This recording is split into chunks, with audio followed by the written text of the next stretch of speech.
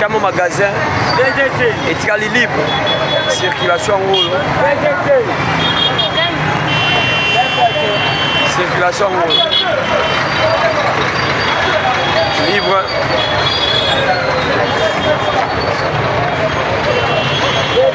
Et parking auto sali, auto délocalisé en goyo, ba montar bango la 4. Auto délocalisé. Comme magasin. Parking en goyo, auto délocalisé en goyo. Police assainissement assainira. Il y a eu un marché pirate sur le Moli Bouéziao pour mettre le parking en fait d'éviter sur la bouteillage.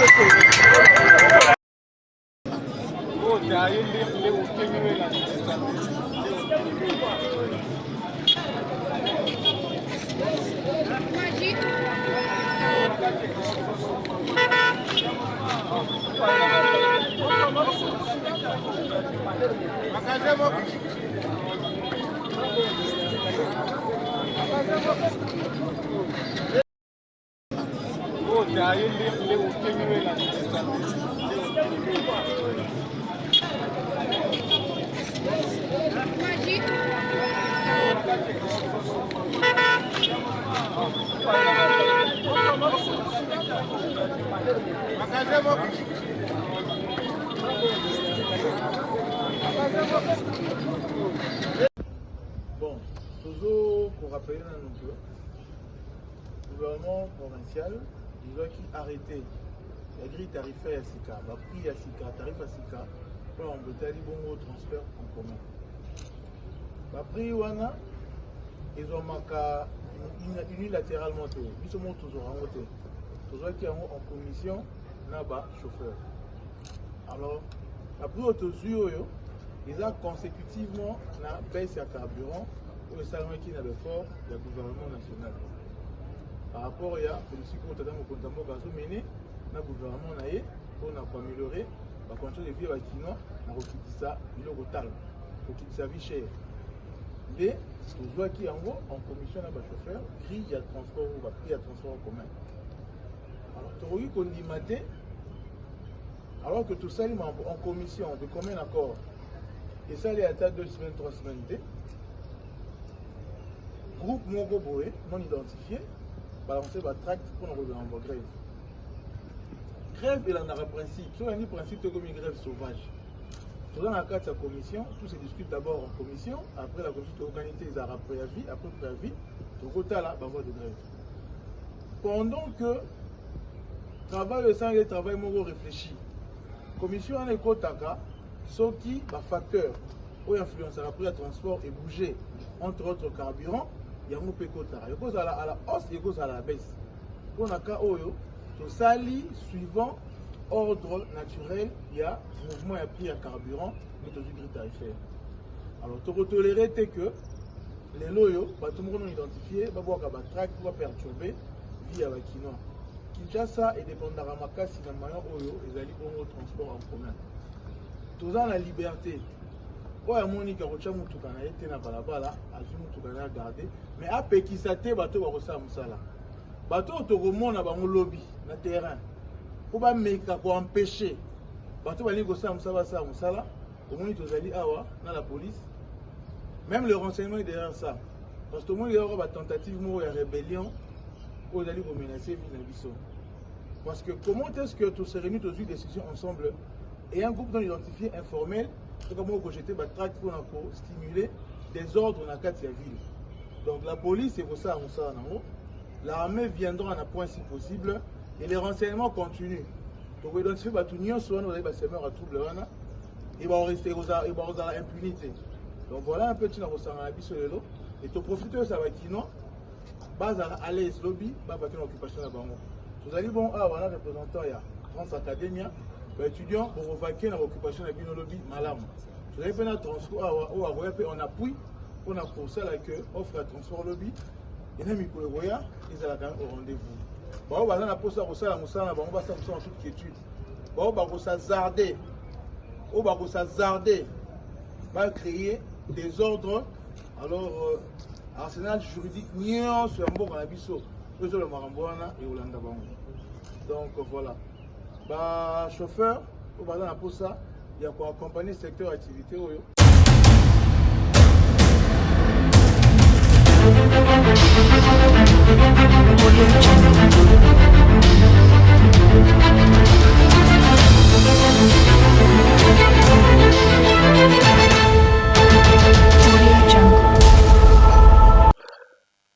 Merci à vous tous qui nous suivez, chers compatriotes. Aujourd'hui, la capitale congolaise, Kinshasa, est en ébullition. Kinshasa est à Koyinda. Kinshasa, plus rien ne marche.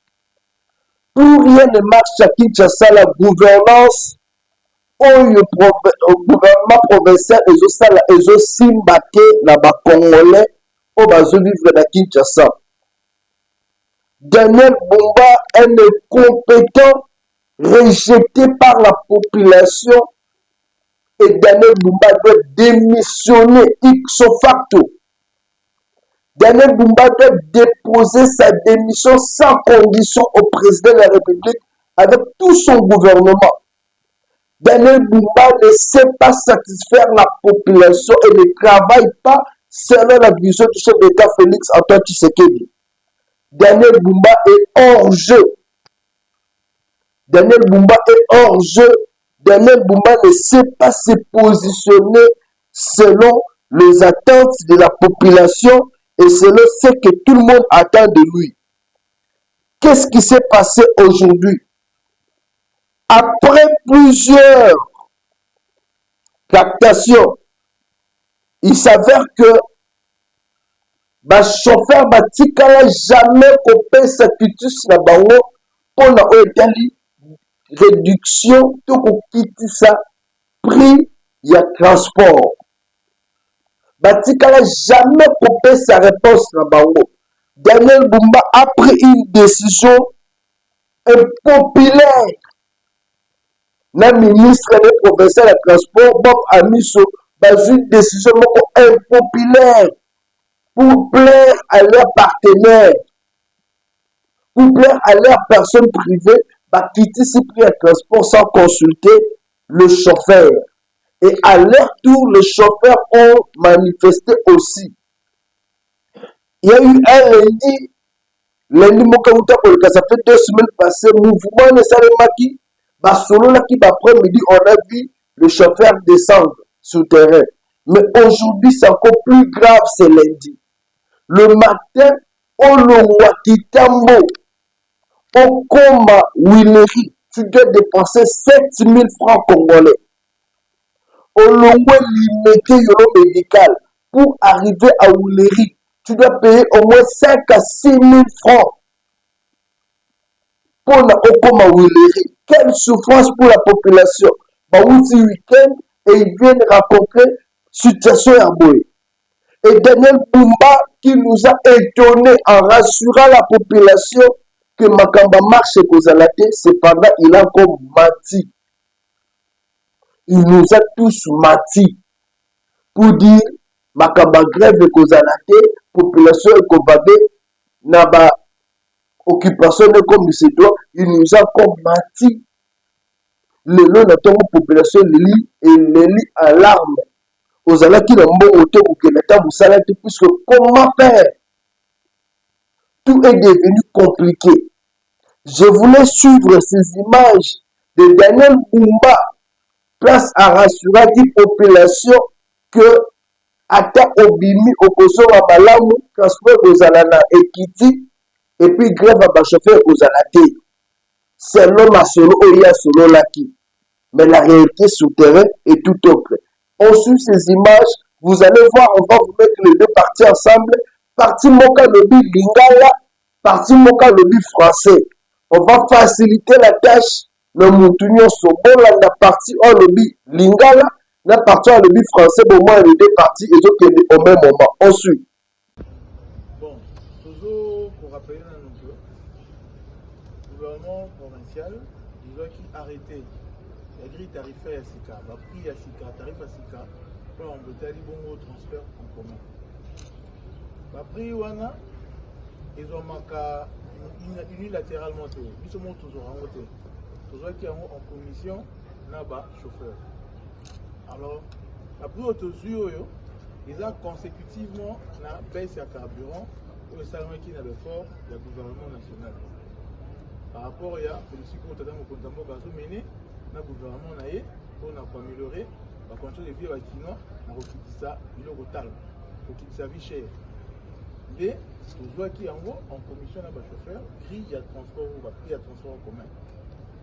Alors, tu as qu'on dit matin, alors que tout ça, en commission, de combien d'accord?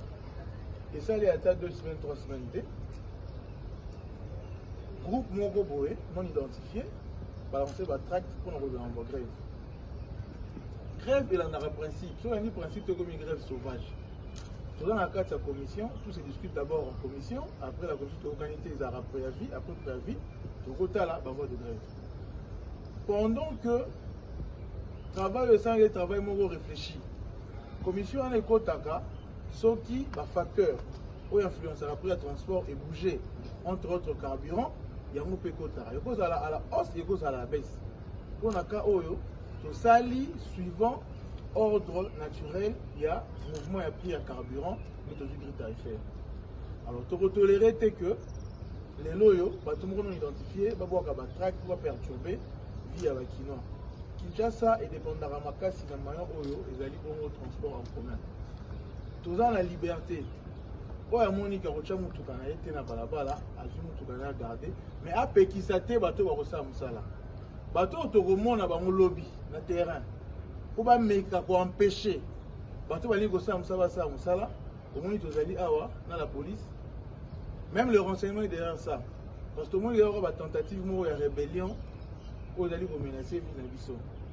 Parce que comment est-ce que tous se réunissent tous une décision ensemble et un groupe non identifié informel, c'est comme on jeter la traque pour stimuler des ordres dans la ville. Donc la police c'est pour ça à Moussala. L'armée viendra en un point si possible. Et les renseignements continuent. Donc, on identifie que tout le monde soit à trouble et va rester aux impunité. Donc, voilà un peu de choses sur le lot. Et tu profites de ça, Kinois, base à l'aise lobby, base à l'occupation de la banque. Vous allez bon, voilà, représentant, il y a France Academia, étudiants pour vaquer l'occupation de la lobby, malam. Vous allez faire un transport, on appuie, on a pour ça que offre un transport lobby. Et même pour le Roya, ils allaient quand même au rendez-vous. On va en toute quiétude. On va créer des ordres.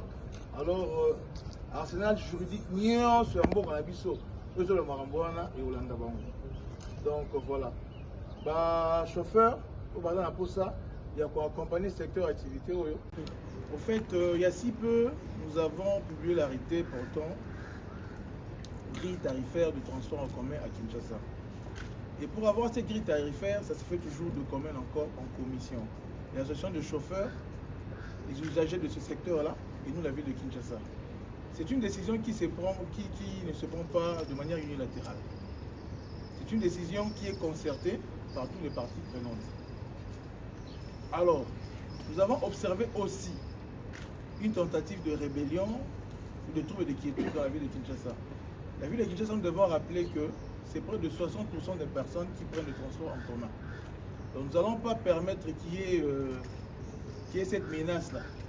Et alors nous pensons que les personnes qui s'évertuent à faire ces tentatives, ce sont des personnes non notre mode identifiées, qui ne font pas partie du groupe formel de ce secteur-là.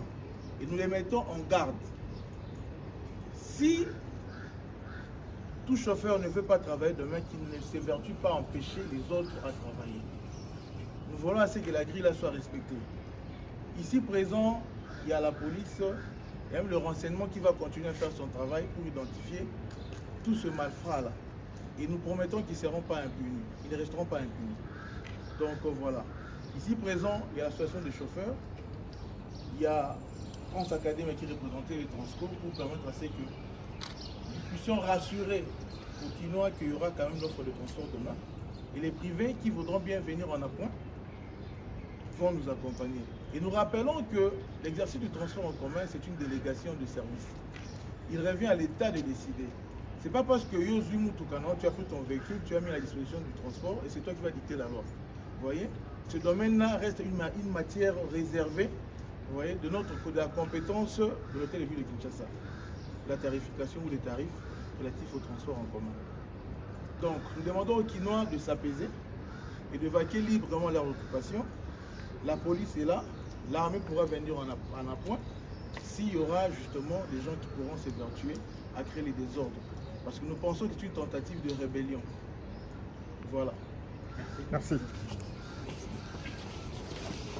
Voilà. Vous avez vu le mensonge de Daniel Bumba. Il a menti la population. Bobima. Et l'autre zate. Bobima. Marche zate. Bobima. Bah, chauffeur va vous gréver. Les chauffeurs ont grévé. Les chauffeurs ont grévé. Je vous propose les images. Pour telle image, c'est mis dans le magasin. Malgré bazon kaba encadré batamoto ba déplacer bango mais circulation embouteillage et puis besoin la que batou bazate transport exaté. Les gens souffrent. On suit ces images de Kitambo, les transports ils ont beaucoup d'embouteillage et on se retrouve, on continue pour vous faire vivre en image la réalité sur les Kanaki Tchassa. Ils ont ça la passe mingi. Suite, il y a incompétence, il y a bateau bazon dirigé qui sont ensuite. Voilà. Comme au magasin, et tu libre. Circulation en haut. Circulation en haut. Libre.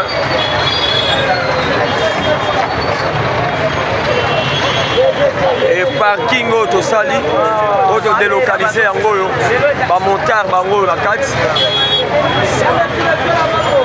Auto délocalisé. Comme au magasin. Parking en goyo, auto délocalisé en goyo. Police assainissement, assainir. Il y a eu un marché pirate.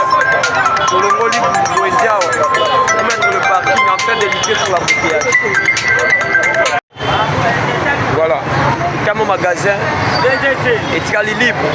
Circulation en haut. Circulation en haut. Libre.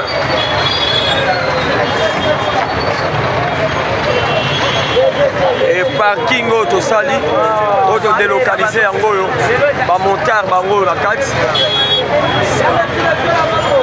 Auto délocalisé. Comme au magasin. Parking en goyo, auto délocalisé en goyo. Police assainissement, assainir. Il y a eu un marché pirate sur le Moli Bouendiao pour mettre le parking en train d'éviter sur la bouteillage. Voilà. Vous avez vu le mensonge de Daniel Bumba. Il a menti la population. Bobima. Et l'autre zate. Bobima. Marche zate. Bobima. Bah, chauffeur va vous gréver. Les chauffeurs ont grévé. Les chauffeurs ont grévé. Je vous propose les images. Pour telle image, c'est mis dans le magasin. Malgré bazon kaba encadré batamoto ba déplacer bango mais circulation embouteillage et puis besoin la que batou bazate transport exaté. Les gens souffrent. On suit ces images de Kitambo, les transports ils ont beaucoup d'embouteillage et on se retrouve, on continue pour vous faire vivre en image la réalité sur les Kanaki Tchassa. Ils ont ça la passe mingi. Suite, il y a incompétence, il y a bateau bazon dirigé qui sont ensuite. Voilà, toujours à Kitambo. Vous allez voir que le classement est commis 7 000 francs. Moto. Vous avez dit que ça aujourd'hui pour fouiller les embouteillages, il va tout comment on va en moto. Moto, on le voit qui tambo au combat. Victoire 7 000 francs. Et l'autre, il a 2 000, 2 500. 7 000 francs. Et population, ils ont la passe parce que le débat à la ligne. La vie est devenue trop dure comme ça. Et un lundi, il y a Piaka. Et voilà la situation où la population se trouver. On prend encore l'image ici, c'est quelques secondes. On se retrouve tout continuer dans l'émission de Bisso et wana tokochuter pour aller plus loin na makambo oyo il faut congolais ayeba mpona mboka na ye. Ensuite voilà, comme magasin etikali libre circulation ngolo circulation ngolo libre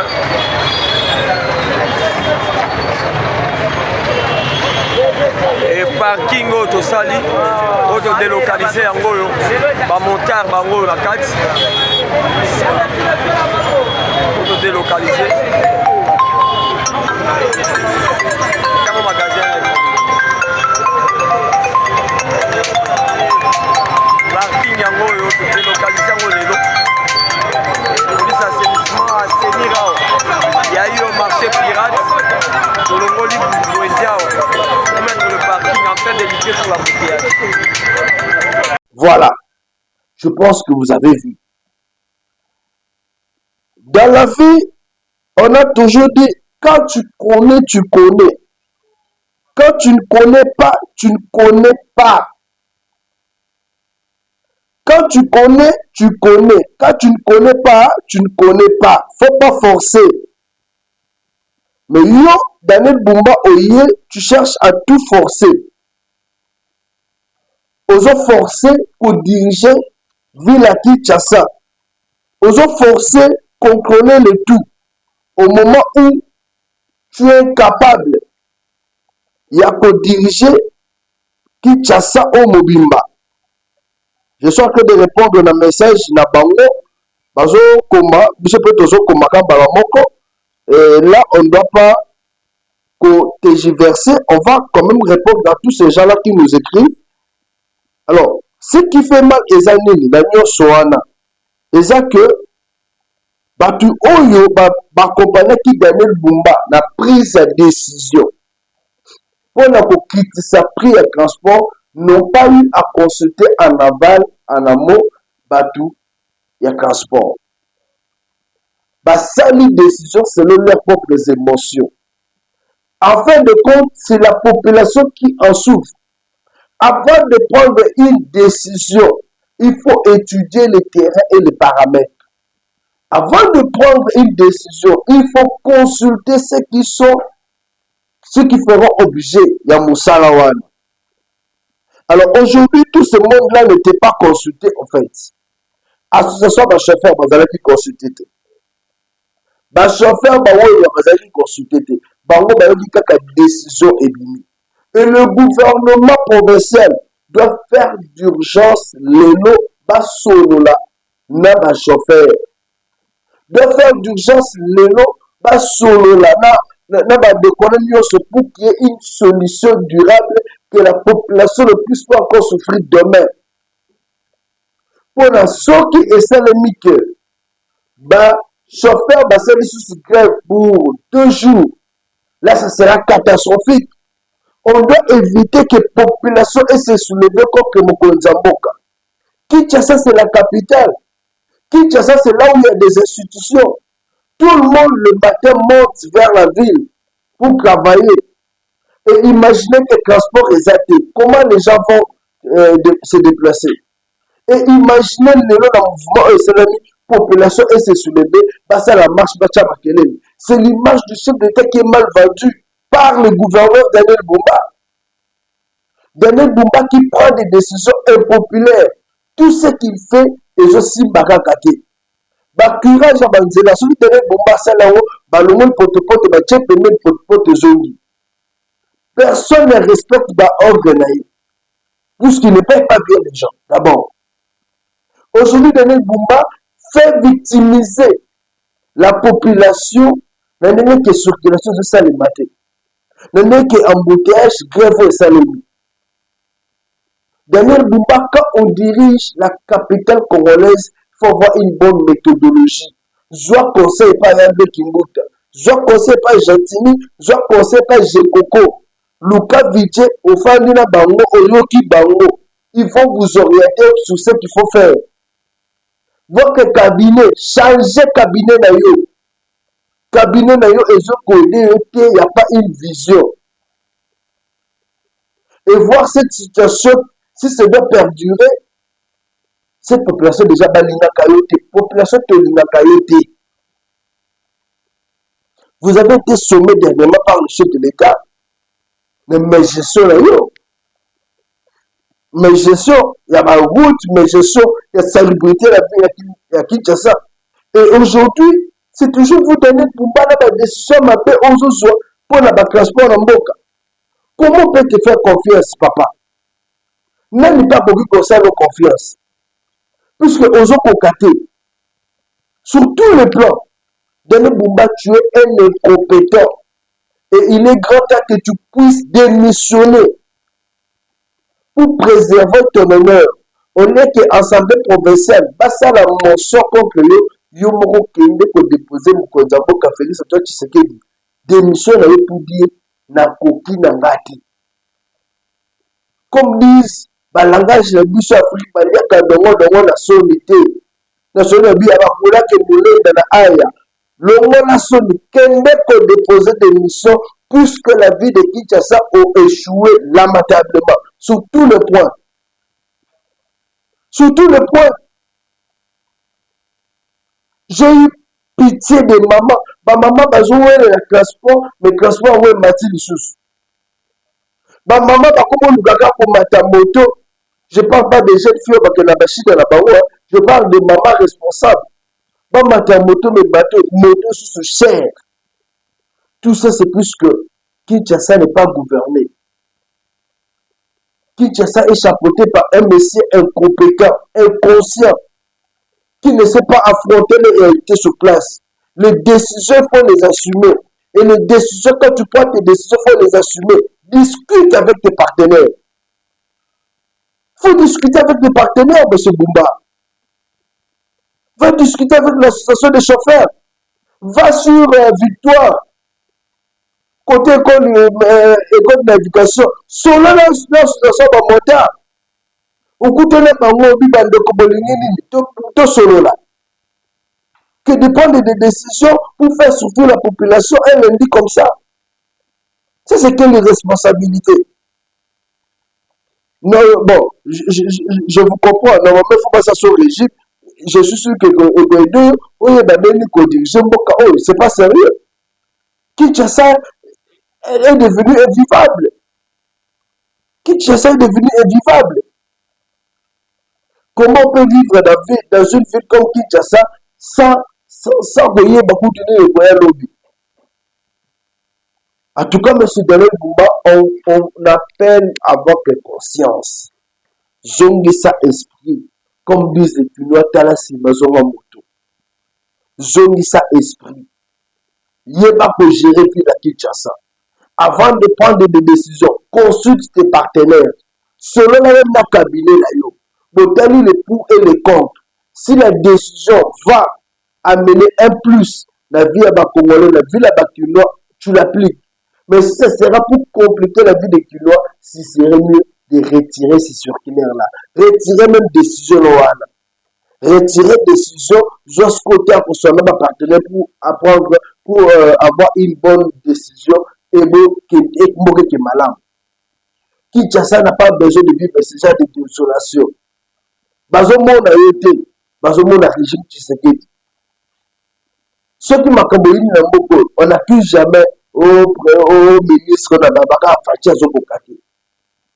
Fachi vous donne des orientations, mais vous ne voulez pas appliquer ces orientations-là. C'est le temps de changer les choses. Chaque compatriote, après Kinshasa, je veux pas aller aux États-Unis d'Amérique et puis nous rejoindre à ce Kinshasa. Donc, il y a un vol en esprit et puis nous rejoindre. Demain, Trump a prêté serment aujourd'hui, lundi, le 20 janvier 2025. Le 20 janvier 2025, Donald Trump a prêté serment. Donald Trump a prêté serment devant les Américains avec quelques invités. Mais là où Donald Trump a prêté serment, même si aux États-Unis, aux invitations, aux athées, à ta journaux, à ta tu peux participer dans prestation de serment. C'était pas dans une salle. Pour avoir accès, il faut invitation. C'est faux. Le président de l'Ukraine qui se bat avec la Russie, a bondi pour nos invitations, ma petite invitation. Et les Congolais qui nous ont menti qu'ils étaient invités, tout le monde a cette invitation. Félicitations à tous les invités aux prestations, il y a de là comme dans les réseaux sociaux. Je suis sûr que la prestation de net comme dans les réseaux sociaux. Les gens qui nous ont menti que nous sommes invités par Donald Trump, tu sais qu'il n'est pas invité. Vous avez été invité par qui? Moïse Katumbi, ok? Moïse Katumbi, vous êtes aux États-Unis?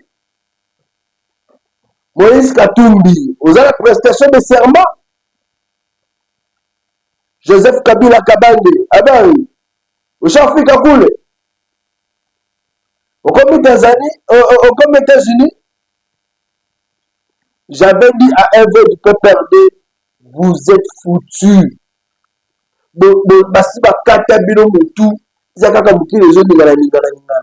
Ma réalité, il n'y a plus rien. Joseph Kabila Kabane n'était pas invité par Donald Trump. Peut-être pas autour de regarder ce que amène à moi café na Tanzanie, Afandi. Et ces gens-là qui ont fait le bruit, je suis content puisque Bangamoro, Bazar réagit sous dans les réseaux sociaux. Bakini, levé India Omar, Papi Tamba, beaucoup marqué Joseph Kabila est invité. Aki, Bopé Sebiso Sao. Joseph Kabila qui était, il n'était pas invité. Et l'administration de Donald Trump a été. Moïse Katumbi, tu as voulu aussi suivre ton père, ton créateur, Joseph Kabila Kabala dans mensonge. Ok?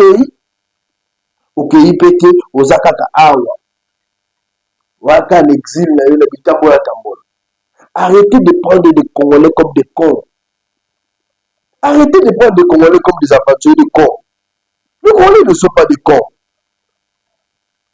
Oh, les Congolais ne sont pas des cons. Les Congolais sont des personnes qui réfléchissent, qui ont une bonne mémoire, une belle tête. Bozo Luka, vous forcez nature, mais je suis battu. Vous n'avez pas été invité. Il faut être humble dans la vie. Joseph Kabila Kabanga n'était pas invité. Joseph Kabila Kabanga Azana Yeda parlé naï. Botika Ekimia. Ve India, Botika Raïsa Fanda. A déjà pendant 18 ans et Simbate, à Kokate. Bon, il y a eu Botika Fanda parlé. En paiement. Ce mot comme un ministre, pour le cas de fois Joseph Kabila Azonga pour le Esimba. Désolé. Moïse Katumbi.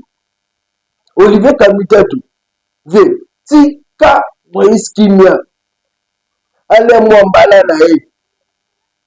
Moi, je ne pas italien, il allez à Fanda. Il n'était pas invité par Donald Trump. Donald Trump n'a pas invité Moïse Katumbi à Diki. Moïse Katumbi est capable d'inviter par Donald Trump parce qu'il a escroqué Donald Trump. Moïse Katumbi, c'est un escroc, un aventurier, un voleur. Invité qu'on a changé sous nationalité comme que je suis américain. C'est lui qui change de nationalité à tout moment. Aza italien, aza grec, aza congolais, aza comme pas américain à lui. T'as beau dire qu'il y a. Oui, je vous dis la vérité. Moïse Katumbi, c'est un caméléon. Il change de position à tout moment. Bouti qu'il y a, aza qui invité, bouti qu'il y a un dame fou naé, dans ce monde, il y a un boum à bomber naé. Aujourd'hui, je vous annonce officiellement, après prestation de Donald Trump, Félix Tshisekedi ira aux États-Unis et sera reçu par Donald Trump. Je vous l'annonce. Et ça, la Bible ne m'a pas cité, Bissika Boza, ça va ABCT, puisque j'ai besoin de vous voir en vie, en forme. Bon, mon ennemi m'a besoin de film bandi de Sikoyo. Sikoyo de film bandi. Oh, peut-être que j'ai dit extrait. Je comprends dans la film. Vous nous avez menti dans l'extrait, vous nous avez menti pour dire, oh non, Donald Trump, Kabila patati patata bolali film bandi siko frappe bandi frappe ba M23 baoza kuna na est bile po bozo ko frappe sur le plan diplomatique. Je vous annonce la bien combien de fois? 3 fois. Après prestation de serment, il y a Donald Trump. C'est Félix Tshisekedi qui sera reçu par Donald Trump. Donald Trump est très content de Moussala Félix Tshisekedi ensemble, de sa détermination, de sa vision, de ce qu'il veut pour la paix dans la partie Est. Et Donald Trump va discuter tête à tête avec Félix Tshisekedi à la Maison Blanche. La politique, et tout le monde a foufou, maman dans la belio, ou yozo kata makuiti. Ochubi, na soupe, pilipili, ochana munoko, okigu. Politique ya mutu. Politique ya mutu na bakalki. Et l'information est vraie. Après prestation de serment, Félix Tshisekedi sera reçu par Donald Trump. Alors que les États-Unis, basorola. Babeta Kati et à Kozonga. Mise en place la commission, référendum, changement de constitution. Carte Yangoua. Et l'opposition, on vous attend sur le terrain. L'opposition, on vous attend sur le terrain. Carte CBT. Le pouvoir ne se donne pas facilement. Et ne pensez pas que Félix Tshisekedi va vous céder le pouvoir facilement. Pas bien banane. Boutu wapi. Pas besoin de banane. Donc, retenez ça. Félix Tshisekedi, bientôt, sera reçu par Donald Trump. L'opposition en RDC est en perte de vitesse. Quel est cet opposant aujourd'hui qui peut encore parler? Partout, quand vous circulez, c'est Félix Tshisekedi. J'ai vu mon vieux Norbert Basengezi qui est descendu dans sa base pour sensibiliser la population sur les initiatives du chef d'État Félix Tshisekedi, révision ou changement de la Constitution. La population a adhéré. Norbert Basengezi, mon vieux, félicitations pour ce grand travail. Ils ont mobilisé base pour que cette base-là accompagne le chef d'État dans sa vision. Je vous fais vivre en image la naissance de Norbert Basengezi sur le terrain dans son fief pour soutenir la vision du chef d'État Félix Tshisekedi et on se retrouve juste après pour clôturer.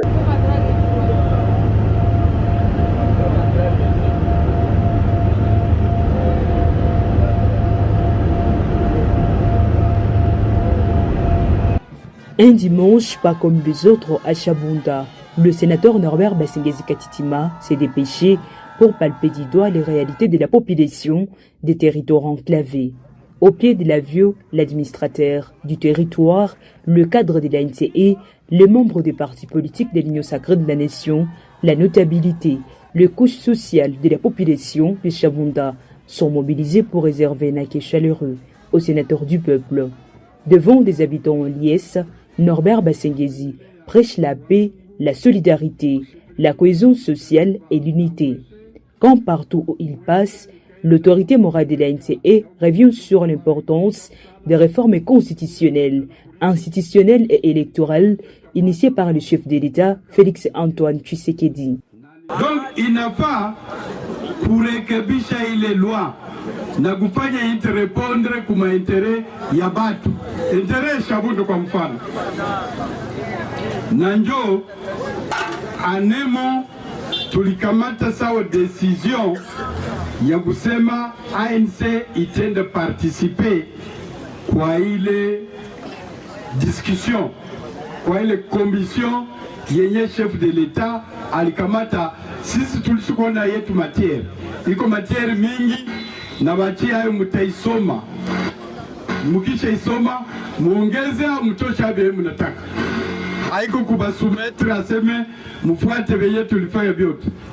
Soucieux du développement du territoire de Chabunda, le sénateur de proximité remet des équipements pour la radio RCM Penekusu et Lutundo de Matili ainsi que des outils aratoires pour les cantonnages manuels de la route Bourel et Chabunda. Le moment fort était le lancement des travaux de cantonnage de cette route d'intérêt commun. Occasion pour Norbert Basengezi d'appeler d'autres notables à soutenir cette initiative pour désenclaver le territoire des Chabunda.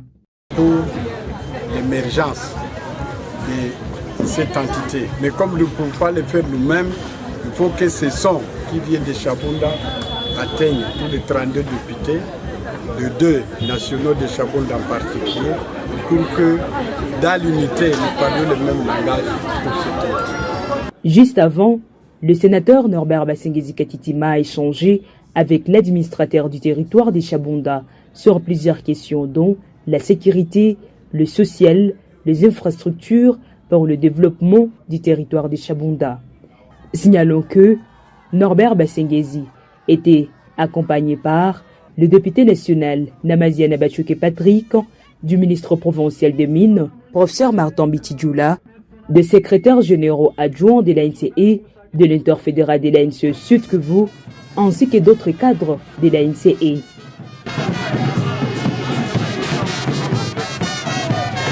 Voilà. Je suis sûr que vous comprenez. Maintenant, là, c'est le terrain qui va parler. On a failli quitter le terrain. On a Katumbi, Yaka na Kinshasa, Yaka na Lubumbashi, quitter le terrain, bêta marche, bêta au dénoncé, bêta au Samakambu, total à yo. Fini ba bloc ba bureau. Fini ba cop à bureau. Corruption peut aussi mbattre. Kosa muta baka telemasi bifu mbona. Omeki bakangi. Kopesa mobundu na mito. Politicien, fais travailler ta tête. Fais travailler ta tête à sentir yo. Bokosi de simbara raté. Je suis raté. Tous les détournés de fonds, tout comptement de sa justice moquée, tous les détournés de fonds, l'ancien gouverneur a pas quoi, il a dit 300 millions de dollars. Bientôt vous serez arrêté. Constant Moutabassa Fongoli dossier. Vous serez arrêté.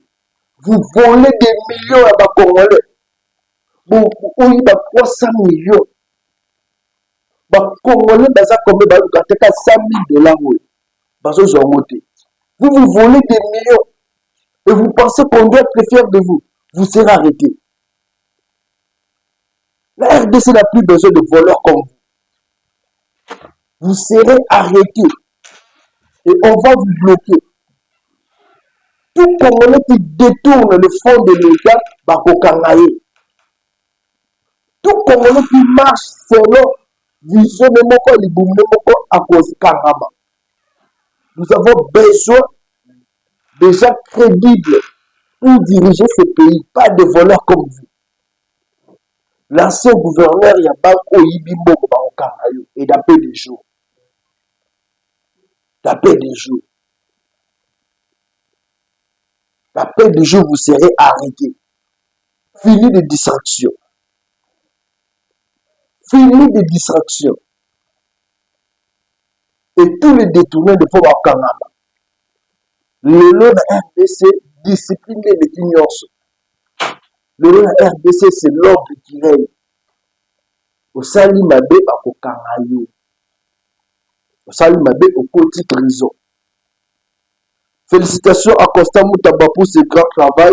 Et je vous annonce déjà que le 1er février, Constant Moutaba sera en meeting dans le terrain à Sosa pour soutenir les FARDC et aussi parler sur Makambia, révision ou changement de la constitution, mobilisation pour la population de Baba Zaraba Yoka, opposition républicaine, Makansinango Bazapo Namboka Nabiso Congo. Et comme je vous ai annoncé, le chef de l'État Félix Antoine Tshisekedi sera reçu par Donald Trump dans quelques jours après prestation de serment, le temps que afin de sa administration, on va préparer l'accueil de Félix Antoine Tshisekedi dans la Maison Blanche. Et entre-temps, dans la partie est, Kimia et Lozoma. Et à Wanabi, province à Kinshasa, Ngobi la doit dégager. l'opération mobile doit dégager et que vous allez engager très bientôt là. Pardon, la vie mobile, mobilité. Vie mobile, Congolais, côté à la fois, le Bama Sanagaï, mon petit a toujours dit ici, on est là mobile, force qu'on y a mis la mobilité, mais je vous annonce, la Kinshasa, et l'opération Daniel Bumba doit dégager. Mobilité, il y a un mobile cabo. Il y a un Congolais et un ami. Vie mobile, je vous salue de là où vous êtes, je sais que vous allez nous suivre, mais Daniel Bumba, tu dois dégager. Daniel Bumba, qui est Kopema, j'ai coco, il y a que ça, la réduction, vous savez, bon, ça Kinshasa, ceux qui j'ai coco, t'es vidéo, mais Daniel Bumba va te reposer. Vékéla, la bakomi, la parler, si quand vous sous à ça, la moussala, pour que Kinshasa ait retrouvé belle robe, nango, Kinshasa est comme Allemagne d'Afrique, comme le chef de l'État nous avait promis, puisque Oyozo Sala, il y a poto, la capitale congolaise. 081 244 83 09 081 244 83 09 reste notre numéro de contact. Peine de mort à Kinshasa, tout la RDC est allé dans noté. Il n'y a pas eu d'exécution. On a embrouillé par notre gouvernement. Peine de mort à Kinshasa est allé noté. Merci à vous qui nous avez suivis.